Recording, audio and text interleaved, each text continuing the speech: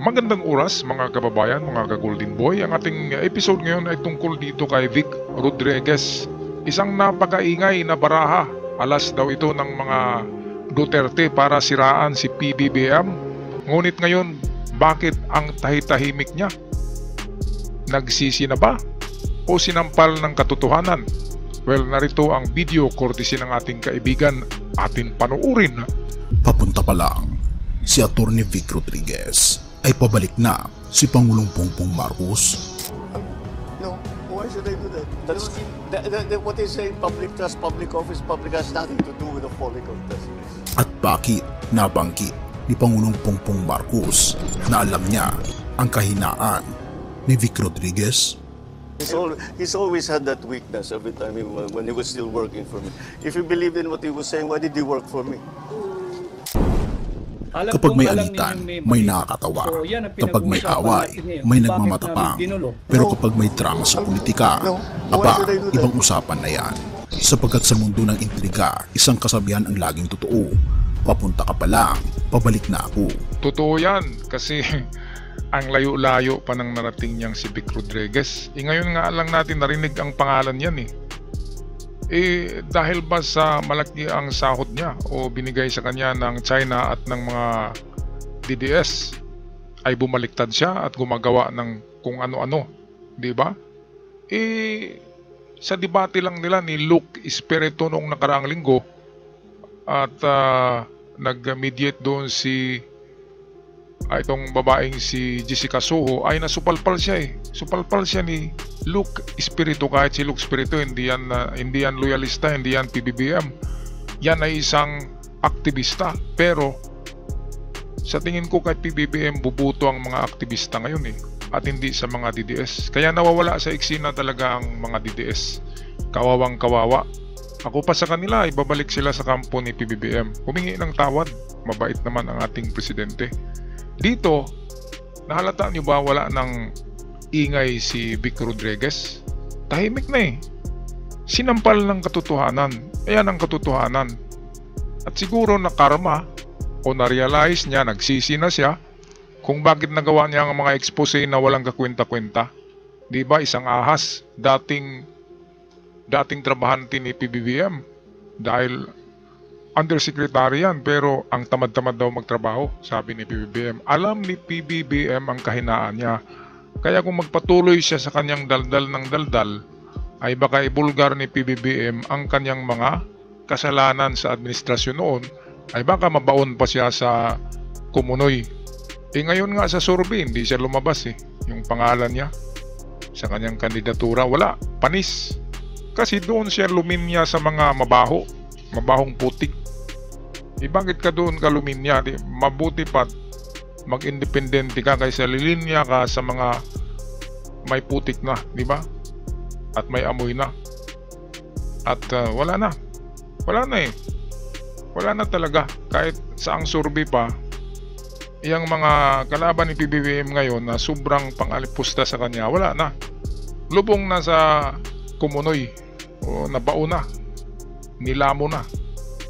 Kaya itong si Vic Rodriguez, isang example ito ng taong walang machinery, hindi gaanong kilala, tapos bigla lang tumira kay PBBM. Kung boxing pa yan, dapat contender ka muna. Dapat may record ka na kasing ganda ng record ni PBBM para banggain mo yan. Kasi size up You must size up your opponent. Dapat pareho kayo ng timbang kung sa boxing yan. Pareho kayo ng mga records. Diba? Ang layo-layo ni Vic Rodriguez. Tapos yan, mag-ambisyon pa yan na maging presidente. After maging senador yan, paging presidente naman ang titirahin yan. At aahasin niya naman ang mga Duterte. Halimbawa, manalo ang mga Duterte. At senador si Vic Rodriguez. Sa susunod na taon, babaliktad yan kasi ahas yan At aahasin niya ang mga Duterte at siya na naman ngayon ang kukontra. Di ba? Ganyan ang kanyang ugali.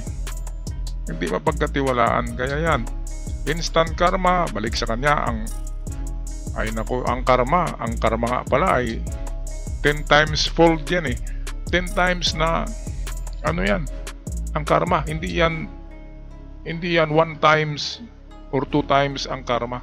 Ang karma ay napakaraming darating sa iyo na na malas kasi karma hanggang sa tatanda ka, mamatay ka, kakarmahin ka pa rin sa libingan mo dahil sa sobra-sobrang ginagawa mong masama.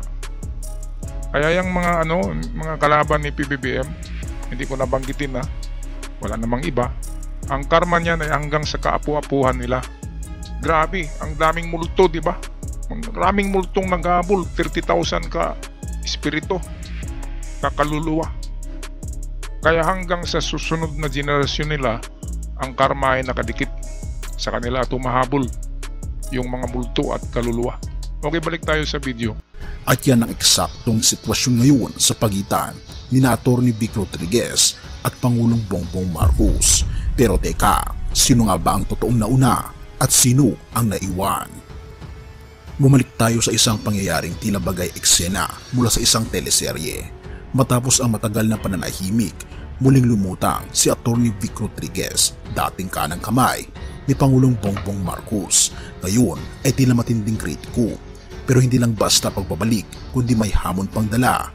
Isang hair follicle drug test ang pinagpipilitan niya na gawin ng ating Pangulo. Aba, akala mo naman walang mas matindi pa sa isyu ng bansa. Pero bakit nga ba? Ano nga ba ang gusto niyang patunayan? Ang sagot, walang may alam. Maliban na lang siguro kay Pangulong Bongbong Marcos na hindi lang tumanggi sa hamon kundi tila bagay na pangiti sa sitwasyon. Bakit ko gagawin yun? Wala namang koneksyon ang public trust sa follicle test. Ang sagot niya, kung iisipin may punto siya pero hindi doon natatapos ang kwento kasi ito ang mas malupit. Ayon mismo kay Marcos, alam na niya ang kahinaan ni Rodriguez. He's always had that weakness every time when he was still working for me. Boom! Isa itong linya na parang suntok na hindi mo akalain.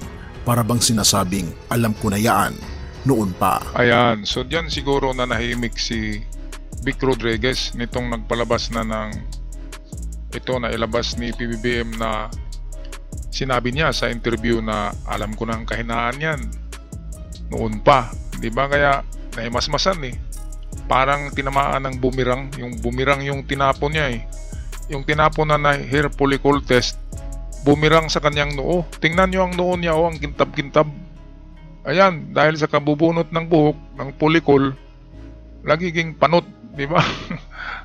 Ayan yung resulta ng katatapon niya ng ano bang hair follicle na yan, nag-drug test na yan si PBBM noong pag-upo pa lang niyan, 2020 yata yun na taon.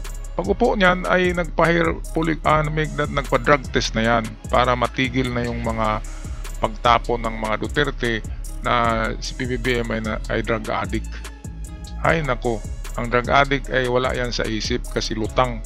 Si PBBM kahit na saang lugar yan, saang meeting, saang gathering ng mga malalaking tao, mga diplomats, mga presidente, mga ASEAN leaders, kapag nag-speech, nagsalita si PBBM, ay klarong-klaro ang umpisa, ang kalagitnaan at hanggang dulo ng speech ay tamang-tama talaga sa script na kanyang sasabihin, pero memoryado, naka-memorize yan. Ibig sabihin, ang utak niya ay in perfect condition. Genius ang tawag sa utak ni PBBM. Dahil isang tingin niya lang sa script babasahin niya ang script, tapos kanyang i-deliver yan sa harap ng ang dami-daming mga dyan, mga Asian leaders, at kuwang-kuha pa rin niya ang introduction, ang kalagitnaan at ang panghuli ng kanyang speech ay saktong-sakto talaga. Kaya maraming bilib dito kay PBBM sa pagsasalita in public. Bilib kahit na mga foreigners. Kaya itong si Vic Rodriguez, papunta pa lang yan. Si PBBM pabalik na Alam naman natin ang record ng mga Marcos. Grabe yan. Kung banggain mo yan ay parang bumangga ka sa bakal na pader Hindi simento na pader binangga mo, bakal. Kaya yung ulo ni Vic Rodriguez, nabangga yata yun sa pader ni PBBM, natanggal yung ibang buhok. Kaya ganyan yung lumabas. Kaya sinungaling. Kikita mo naman sa mata, di ba? Umpisa ng maduling eh. Katulad ng yung kanyang amo na babae, na kapag magsalita yung mata umiikot. Ganun na din siya. Kasi kampon siya eh. Kampon. Okay, tapusin natin ang video with PBBM. Pero ano kaya ang kahinaang ito? Dito nagiging mas kapanapanabik ang usapan. Hindi na kailangang sabihin ni PBBM kung ano iyon, dahil kung alam mo ang politika, alam mo na ang sagot. At ngayon, habang sinusubukan ni Rodriguez na gumawa ng ingay para sa 2025 midterm elections, bumubuo rin siya ng sariling kwento. Isang kwento kung saan siya ang bida, ang naghahanap ng hustisya, at ang may matapang na hamon laban sa Pangulo. Pero hindi ba't mas madaling hamunin ang isang tao kung alam mong may laban ka? Kaya heto na ang tanong, kung totoo ang paratang niya, bakit siya naglingkod kay Marcos ng matagal? Tama. Bakit siya tumahimik noon? At bakit ngayon lamang siya nag-ingay? Simple lang ang sagot, dahil sa politika walang tunay na kaibigan. May alyansa ngayon pero kaaway bukas. At kung akala mong ikaw ang may hawak ng alas, baka nakalimutan mo na sa Pangulo pa rin ang buong baraha. Tama. Kaya sa mga Duterte dyan, ay quit daw kayo dito. Quit daw kayo dito kay Vic Rodriguez sa inyong aso, sa inyong barker na aso. Kasi ahas yan. Nag-aahas nga kay PBBM eh. Lalo na sa inyo. Diba kumukuha lang ito ng buwelo. Gusto yatang maging presidente ito pero wala sa mukha eh. Sa itsura pa lang, sabi nga ng iba, bading daw yan eh. Bading. Sa itsura pa lang ay balimbing na eh. Ang hindi ko lang nagustuhan dito, grabe magsalita, ang daldal talaga. At alam natin na invento lang eh, gawa-gawa lang yung mga kwento niya tungkol kay PBBM. Ngayon, nakahanap siya ng katapat doon sa debate nila sa GMA with Luke Espiritu, attorney ng mga aktivista, si Luke Espiritu. Wala, tamimi siya eh, binanatan siya eh. Sabi nga ng mga DDS, parang nasapian ng demonyo yung si Luke Espiritu kung magsalita. Grabe. Kung madaldal to, wala to. Kay Luke Espiritu. Kaya hanapin nyo yung episode sa GMA ng debate nila. Ay wala talaga to. Kay Luke Espiritu. Kung madaldal to, dapat ang kinuha nila Duterte ay si Luke Espiritu, hindi ito. Ito bading to eh. At yung kanyang hieropolitical test, tapos na yan. Nagpa-drug test na si PBBM noon pa, kaya bakit ulit-ulitin ni PBBM? Walang pwedeng mag-utos kay PBBM kasi siya yung pinakamataas na ranggo sa Pilipinas at merong immunity yan sa mga kaso. Kahit ano pang gagawin, walang mangyari dahil presidente yan. Kaya when you fought the law won. Ang mga batas ng Pilipinas ay walang mga katalo dyan dahil pinagtibayan ng ating saligang batas. Kaya kung kalabanin mo ang batas, para kang bumangga sa bakal na pader. Hindi bato pader na bakal. Kaya yan, supalpal, tahimik, at nasasayang lang ang kanyang talento kung mayroong mga talento ito. Nasasayang. Mabuti pa't nagkumandidato siya in line with PBBM's banner. Ay may mangyari pang maganda sa buhay na. Ngayon wala na eh. Kahit mga wala na, hindi na siya nagustuhan. Yung supporters niya yun, wala na. Nabaon na to sa pumunoy na tao, kawawa. Okay, ako'y magpaalam na. Pag-i-comment sa inyong comment mga ka-Golden Boy sa ating comment section. At sa mga bago pa lamang, huwag kalimutan mag-subscribe sa ating channel para palagi kayong updated. Hanggang sa muli, paalam. And God bless and peace.